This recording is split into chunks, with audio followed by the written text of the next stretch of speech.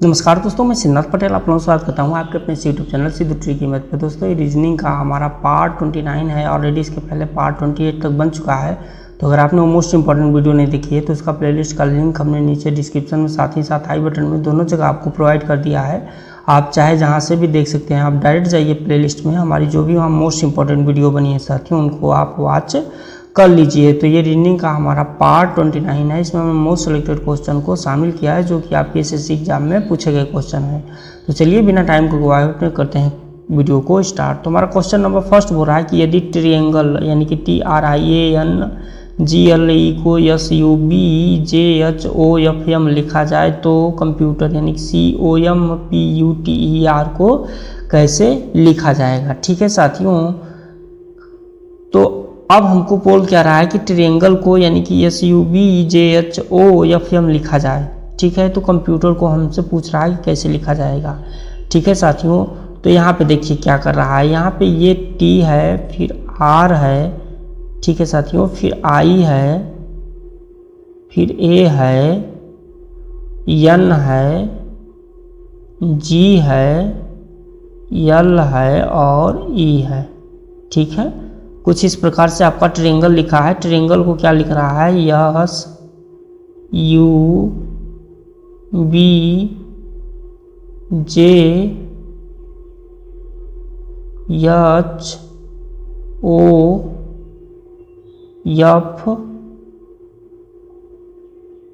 और M। ठीक है साथियों, तो यहाँ पे देखिए ये कर क्या रहा है। यहाँ पे TR है और नीचे देख रहे हैं S है और U है। ठीक है, तो अगर आप T को ऐसे कर दें तो इसमें, ठीक है, T को अगर आप यहाँ जैसे कि T को अगर आप U लिख दें, ठीक है साथियों, तो कितने का प्लस किया, 1 किया। ठीक है, उसी क्रम में अगर आप आगे R को देखें और इसके बाद S को देखें तो इसमें भी क्या किया, 1 जोड़ दिया। ठीक है, R के बाद अगर हम प्लस 1 कर देते हैं तो यस आ जाता है। T में अगर हम प्लस 1 कर देते हैं तो U आ जाता है। ठीक है, उसी हिसाब से आगे देख रहे हैं I है और A है। ठीक है, अगर हम I में 1 जोड़ देते हैं तो यहाँ पे J आ जाता है और अगर हम A में 1 जोड़ देते हैं तो B आ जाता है। ठीक है, उसी क्रम में आगे अगर आप देखेंगे तो N में अगर हम 1 जोड़ दें तो वो आ जाता है। G में अगर हम 1 जोड़ दें तो H आ जाता है।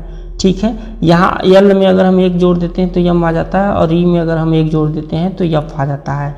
ठीक है, तो यहाँ हम क्या करेंगे साथियों, यहाँ हम कंप्यूटर को उसी तरीके से इंगित करेंगे जिस तरह से हमारा क्वेश्चन में इंगित किया गया है। ठीक है साथियों, कंप्यूटर को भी हम उसी तरीके से इंगित करेंगे जैसे हमारा ट्रायंगल को SUBJHOFM में इंगित किया गया था।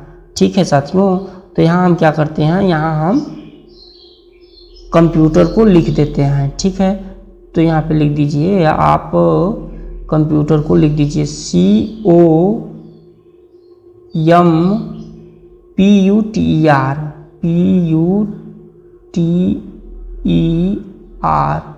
ठीक है, तो यहाँ देखिए अब हम C को जो 1 जोड़ेंगे तो यहाँ पे लिखेंगे और अगर हम O में जब 1 जोड़ेंगे तो यहाँ पे लिखेंगे। तो O में अगर हम 1 जोड़ते हैं तो P आ जाता है और C में अगर हम 1 जोड़ते हैं तो कितना आता है, D आ जाता है। ठीक है, P में 1 जोड़ेंगे तो इसको हम यहाँ लिखेंगे, M में 1 जोड़ेंगे तो यहाँ लिखेंगे। तो M में अगर हम 1 जोड़ते हैं तो N हम यहाँ लिखेंगे, अगर P में हम 1 जोड़ते हैं तो यहाँ पे Q लिखेंगे। ठीक है साथियों, क्या लिखेंगे, Q लिखेंगे। तो अब हम देख लेते हैं हमारा 4 ही अंक को हम 4 ही अंक लिखने के बाद देखते हैं PDQN ऑप्शन नंबर B में है। ठीक है, जबकि बाकी अन्य किसी ऑप्शन में नहीं है। PDQN ऑप्शन नंबर B में ही सिर्फ है, इसलिए इसका correct answer option number B हो जाएगा। इसके बाद आपको अन्य ऑप्शन खोजने की ज़रूरत ही नहीं है, तो इसका correct answer option number B हो जाएगा। उसी क्रम में अगर आप आगे जोड़ेंगे तो अगर आप आगे जोड़ते हैं तो क्या हो जाता है, T को आप यहाँ पे लिखेंगे, U लिखेंगे और U को आप यहाँ पे लिखेंगे, V लिखेंगे। ठीक है, R को आप यहाँ पे लिखेंगे और E को आप यहाँ पे लिखेंगे। तो R के बाद यहाँ पे S हो जाएगा और E के बाद यहाँ पे F हो जाएगा, यानी कि PDQNUVSF हो जाएगा। ठीक है, इस तरीके से PDQNUVSF ऑप्शन नंबर 20 का करेक्ट आंसर हो जाएगा। उम्मीद करता हूँ कि आपको क्वेश्चन समझ में आ गया होगा। बढ़ते हैं नेक्स्ट क्वेश्चन की तरफ। नेक्स्ट क्वेश्चन हमारा बोल रहा है कुछ समीकरण एक निश्चित व्यवस्था के आधार पर हल किए गए हैं, उसी आधार पर हल न किए गए समीकरण का सही उत्तर हमको बताना है। ठीक है, 41 देख रहे हैं, 41 माइनस 27 गुणित 34 बराबर 201। आगे 19 माइनस 63 प्लस 48 बराबर 031 यानी कि 031। आगे देख रहे हैं 51 माइनस 35 प्लस 63 बराबर क्या होगा, यही हमसे पूछा गया है। तो ये कर क्या रहा है साथियों, अगर हम सबको जोड़ देते हैं, जैसे कि 41 है, 27 है और 34 है, 41 है, 27 है और 34 है। अगर हम इनको जोड़ देते हैं तो 7 4 11 1 12 हो जाता है। ठीक है, फिर 3 2 5 और 4 9 यानी कि 102 हो जाता है टोटल। ठीक है, आगे अगर हम क्या करते हैं 19 है, 63 है और 48 है, 19 63 और 48 सबको अगर एक में जोड़ देते हैं तो 9 8 17 3 20। ठीक है साथियों, 20 का 0 हाथ में लगा, 2 6 4 10 1 11 11 2 13 कितना आता है 130 आता है। अब देखिए ये जोड़ने के बाद कर क्या रहा है, ये जोड़ने के बाद जो लास्ट अंक है उसको प्रथम अंक पे लिख दे रहा है, बीच वाला बीच में ही रहने दे रहा है और जो फर्स्ट अंक है उसको लास्ट में लिख रहा है।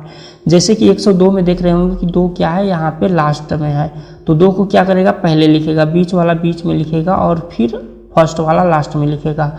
ठीक है, आगे फिर देख रहे होंगे कि यहाँ पे लास्ट में 0 है तो उसको पहले लिखेगा और फिर बीच वाला बीच में लिखेगा और पहले वाला को क्या लिखेगा लास्ट में लिखेगा। ठीक है, तो यानी कि देख रहे हैं कि यहाँ पे 201 कुछ इस नियम के फॉलो करने पर आया है और 031 है वो भी इस नियम को फॉलो करने पे आया है। तो हम क्या करेंगे कि यहाँ पे 51 करेंगे, फिर 35 करेंगे और फिर कितना करेंगे 63 करेंगे और हम इनको जोड़ देंगे, 5 3 8 1 9 हो जाता है साथियों, और फिर 6 3 9 5 14 यानी कि 149 हो जाता है। तो अब हमें 149 को लिखना कैसे है, 149 को हमें जो लास्ट वाला है उसको प्रथम अंक पे लिखना है, यानी कि 9 को हम प्रथम अंक पे लिख देंगे। ठीक है, और बीच वाले को बीच में ही लिख देंगे और जो प्रथम वाला है एक प्रथम है तो एक को हम क्या करेंगे लास्ट में लिख देंगे। ठीक है साथियों, क्या करेंगे हम इसको लास्ट में लिख देंगे। तो हमारा correct answer option number D 941 आ जाएगा। तो ऐसे क्वेश्चन को आपको ऐसे सॉल्व करना है। उम्मीद करता हूं कि आपको क्वेश्चन समझ में आ गया होगा। बढ़ते नेक्स्ट क्वेश्चन की तरफ।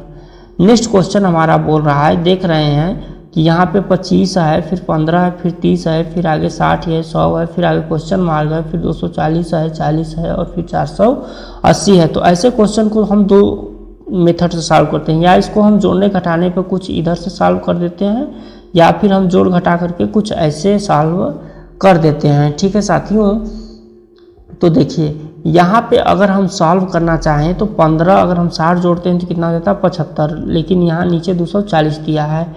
ठीक है, उसी क्रम में आगे अगर हम जोड़ना चाहें तो यहाँ पे देख सकते हैं कि 25 है, फिर 100 है, फिर 400 है, फिर आगे 30 है, फिर क्वेश्चन मार्क है, फिर 480 है। ठीक है, तो ये देखिए कर क्या रहा है, जैसे ये 15 है, नीचे 60 है और फिर क्या है 240 है, फिर यहाँ पे 25 है। ठीक है, फिर 10 है, अरे सॉरी साथियों 100 है और फिर 400 है, फिर आगे क्या है, फिर आगे 30 है, क्वेश्चन मार्क है और फिर क्या है 480 है। तो देखिए एक चीज़ अगर आप लाइन को अगर ध्यान से देखेंगे तो ये नीचे उतरते साइड में एक चीज़ आपको समझ में आ रहा होगा, जैसे कि यहाँ पे 15 है, फिर 60 है, फिर 240 है। तो अगर साथियों अगर हम 15 में किसका गुणा कर दें 4 का तो कितना आ जाता है 60 आ जाता है। अगर हम 60 में 4 का गुणा कर दें तो कितना आ जाता है 240 आ जाता है। ठीक है, उसी क्रम में आगे अगर हम 25 में 4 का गुणा कर दें तो कितना आ जाता है 100 आ जाता है। अगर हम 100 में 4 का गुणा कर दें तो कितना आ जाता है 400 आ जाता है। ठीक है, तो उस क्रम में अगर हम आगे 30 में अगर हम 4 का गुणा कर दें तो कितना आ जाता है 120 आ जाता है साथियों। अगर हम 120 में 4 का गुणा कर दें तो कितना आ जाएगा 440 आ जाएगा। यानी हर एक अंक में ऊपर से लेकर के नीचे तक ही क्या कर रहा है 4 का गुणा कर रहा है, इसलिए इसका करेक्ट आंसर कौन सा हो जाएगा, हो जाएगा ऑप्शन नंबर डी 120। ठीक है, उम्मीद करता हूँ कि आपको क्वेश्चन समझ में आ गया होगा। यहाँ पे कर क्या रहा है कि यहाँ पे 4 का गुणा कर रहा है। जैसे ऊपर से 4 का गुणा कर दिया तो नीचे वाला अंक आ गया, फिर बीच वाला अंक आ गया और बीच वाले में फिर 4 का गुणा कर दिया तो नीचे वाला अंक आ गया। ठीक है, इसी क्रम में आ गया आपको 25 है ऊपर में, तो उसके में 4 का गुणा कर दिया तो बीच वाला अंक आ गया, बीच वाले अंक में 4 का गुणा कर दिया तो नीचे वाला अंक आ गया। तो इस तरीके से हमें इस क्वेश्चन को सॉल्व कर लेना है। बढ़ते हैं नेक्स्ट क्वेश्चन की तरफ। नेक्स्ट क्वेश्चन भी हमारा प्रीवियस क्वेश्चन की ही तरह है। यहाँ पे देख सकते हैं 6 है, 36 है, 18 है, 7 है, 49 है और 28 है, 8 है, 64 है। फिर आगे क्या होगा ये हमसे पूछा जा रहा है। लेकिन वहाँ पे हम क्या कर रहे थे, वहाँ पे हम साथियों यहाँ पे हम क्या कर रहे थे, यहाँ पे हम गुणित 4 करके हम मान निकाल दे रहे थे। ठीक है, 4 करके हमने इसमें क्या किया, मान निकाल दिया। लेकिन ये क्वेश्चन दिख रहा है same to same previous question की तरह, लेकिन हमें इसको दूसरे मेथड से सॉल्व करना पड़ेगा। क्या करना पड़ेगा साथियों, दूसरे मेथड से हमें इसको सॉल्व करना पड़ेगा। तो देखिए यहाँ अगर आप देखेंगे तो 6 है, उसके नीचे 36 है, फिर उसके नीचे 18 है। ठीक है, अगर हम 6 में कितने का गुणा कर दें, 6 का, तो कितना आ जाता है, 36 आ जाता है। अगर हम 36 का अगर आधा कर देते हैं, यानी कि 36 को अगर हम डिवाइडेड 2 कर देते हैं तो 18 आ जाता है। देखते हैं अगले में भी क्या ये नियम फॉलो होता है।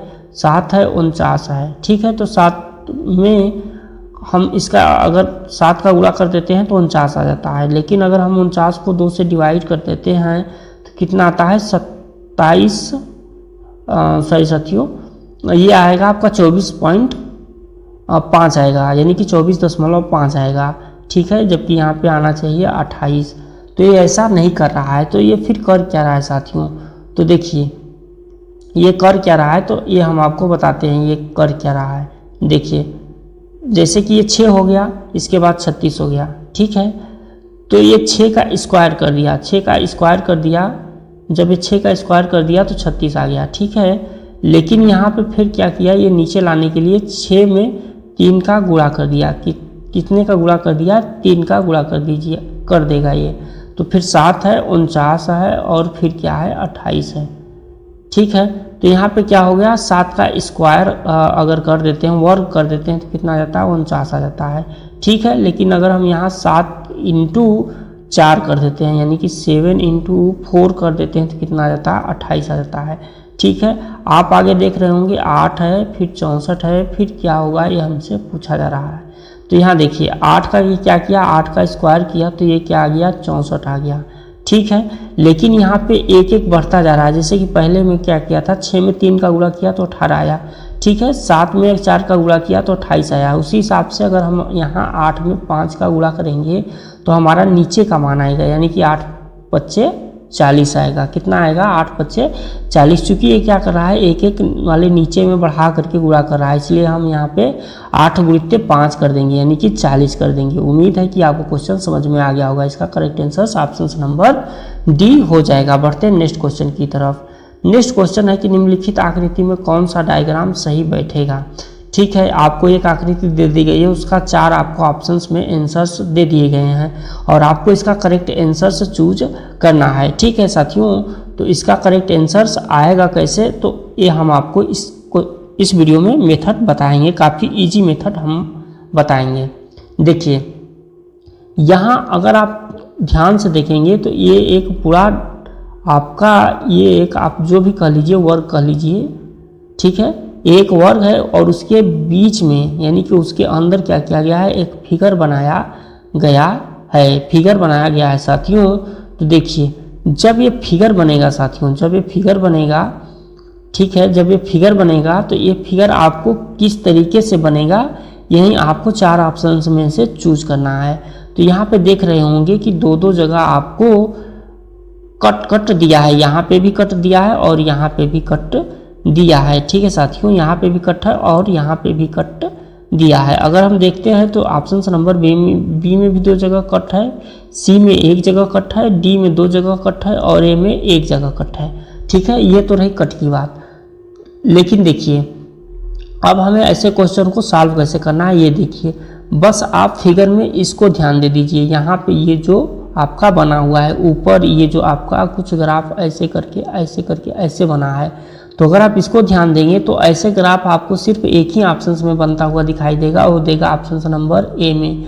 बाकी इन चारों ऑप्शंस में क्या है, चारों ऑप्शंस में सिर्फ आपको बीच बीच में ये जो ऊपर की लाइन, ये जो आपका कुछ ऐसे करके दिख रहा है, बस यही दिखा रहा है ऑप्शन नंबर बी में भी, सी में भी, डी में भी। लेकिन ये जो ऊपर का आपको ग्राफ यहाँ पे दिखा रहा है वो सिर्फ ऑप्शन नंबर ए में दिखा रहा है, इसलिए इसका correct answer option number A हो जाएगा। चंद सेकंड में ऐसे क्वेश्चन को आप सॉल्व कर सकते हैं, बस थोड़ा सा आपको माइंड यहाँ पे लगाना है कि ऐसे क्वेश्चन को हम सॉल्व कैसे करेंगे। चूँकि ऑप्शन बी सी डी की बात करते हैं तो ये तीनों ग्राफ क्या होंगे, ये तीनों ग्राफ इनमें नहीं बनेंगे, ठीक है साथियों। और बनेगा कौन सा ग्राफ, ऑप्शन नंबर ए। उम्मीद करता हूं कि आपको क्वेश्चन समझ में आ गया होगा। बढ़ते हैं नेक्स्ट क्वेश्चन की तरफ और आज की वीडियो का लास्ट क्वेश्चन।